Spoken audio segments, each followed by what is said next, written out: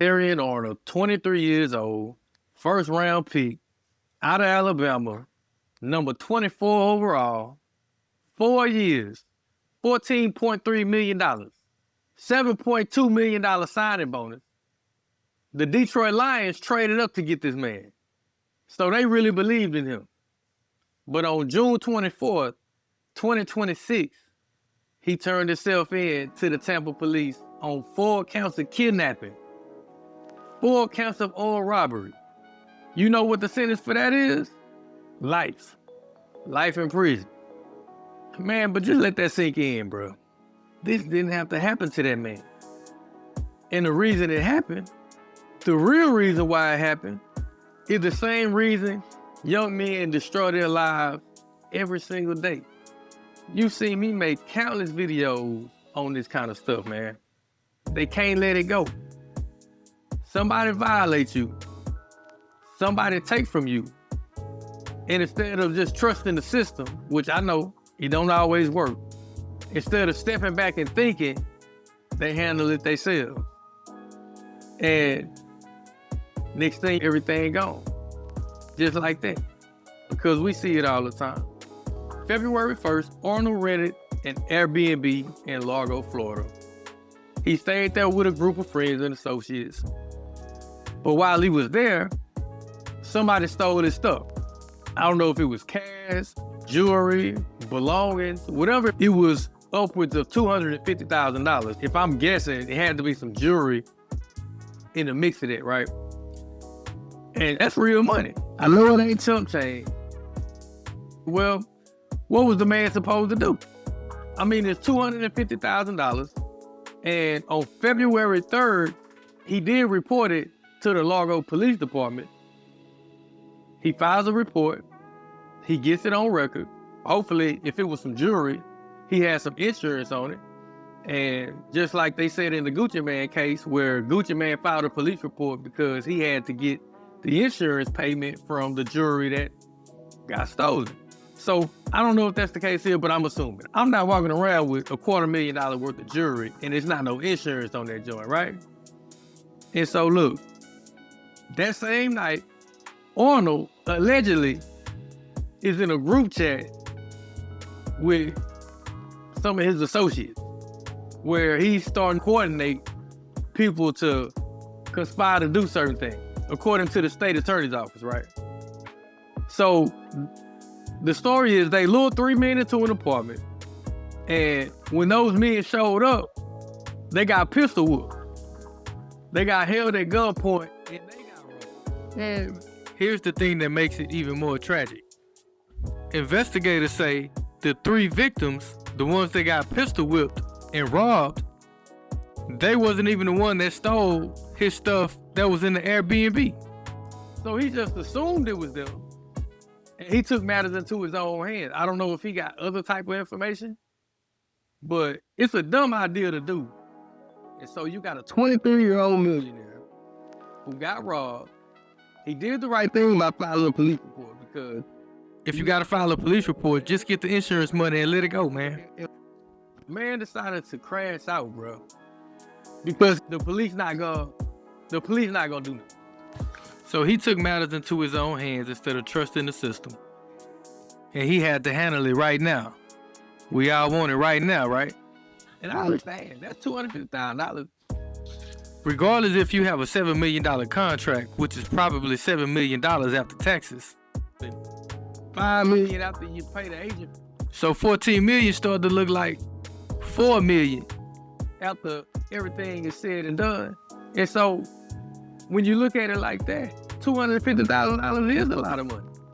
Less is always more, bro, because the more cars you buy and just all the stuff that you buy and accumulate, that's more stuff you got to keep your eyes on.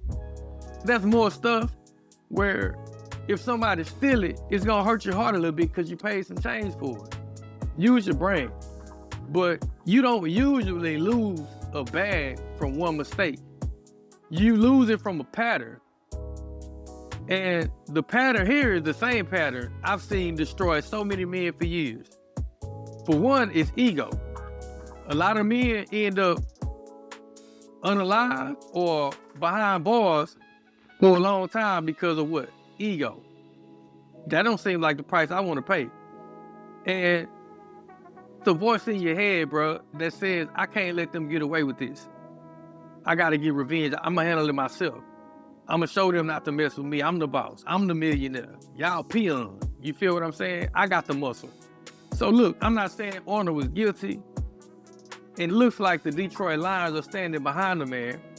And his agent is saying that he denies everything, of course, and that he deserves his day in court. And that's the law. I agree with that. I'm not condemning the man, but the simple fact that he got himself even connected to a situation like this, too close enough for comfort, when you got millions on the line. And so you got to remember something, like young men with resources, he under 25, a man 23, with money, status, and a crew around him, they start feeling like they're above the program. They start feeling like they get king's complex, right? Like they above the law. It's only so long you can get away with doing dumb shit. Hell, Epstein had $1 billion.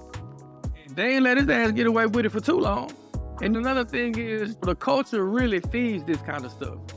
Like with the Pooh Shiesty stuff, everybody talking about how much of a G Pooh Shiesty is with the situation with Gucci Mane. And everybody just saying, oh, he really that dude. Yeah, maybe it's a cost of what? In a few years, ain't nobody gonna even be thinking about him, and it's gonna be somebody else that's high. Even with Dirk. Look what happened to Dirk, man. He had the world in his hands at one point. And now, everybody who was once like brothers or family, everybody for themselves. That's how it always ends up, man. And it's been too many examples out here, really, for people to still be doing it. Every movie, every song, every viral clip, don't let nobody play you. Stand on business. Handle your business.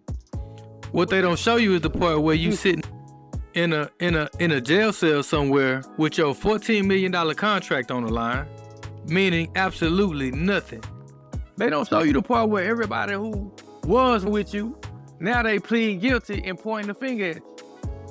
That's the part they leave out. But that's the part they leave out, man. And I'm not saying that if somebody wrong you just supposed to lay down.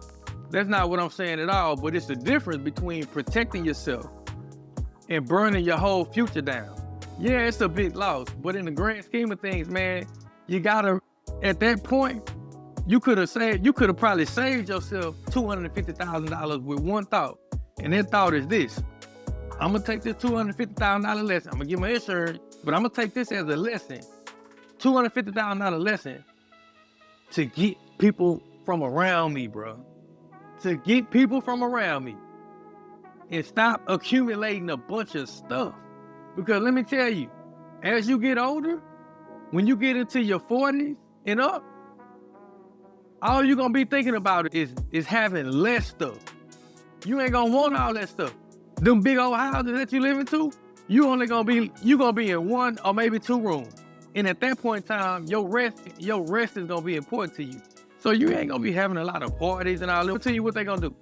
You feel what I'm saying?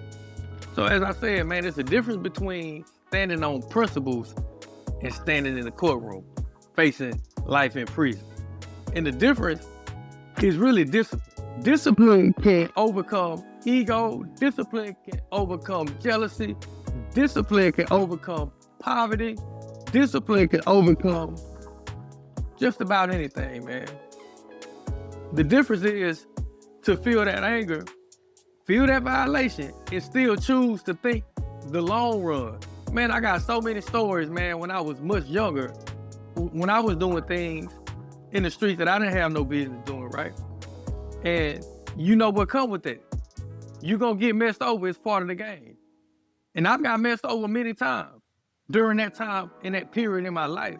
I'm telling y'all this because I just wanna give y'all a real life example where it was many times that things happened where I should have, according to the street, I should have did some things. But I'm glad I had the mentality, even during that time, to think about the long game. I never worried about it. Something like that happened, man, hey, that's cool. But I understood that was a part of the game. I understood that me taking it to that level, I thought much bigger. I had a much bigger future. And my future was much different. If I would have went to go make a dumb mistake, everything would have been gone. A lot of times all we got is hope. A lot of times all we got is that exist.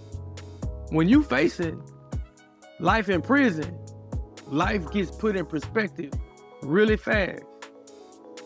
All of a sudden, you willing to give your whole fortune just to get out on bond. Look at Dirk. $4 million to put up. But said, oh, with $4 million. That's pretty much his contract after all the taxes and everything taken out. So we got real life examples who will give probably half of his fortune just to get out in the free world and not even know if he gonna have to go back. If that $4 million just gonna be a loss. It's a loss anyway, but is it worth it?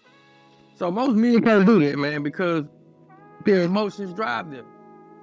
And when emotions drive a man, you always crash. That's why it said that men can have emotions, but men have to know how to put their emotions in check in certain situations. Because when a man does get emotional, people can be unalive. People can get very critically injured. Serious things can happen when a man gets emotional, right? And the difference is discipline.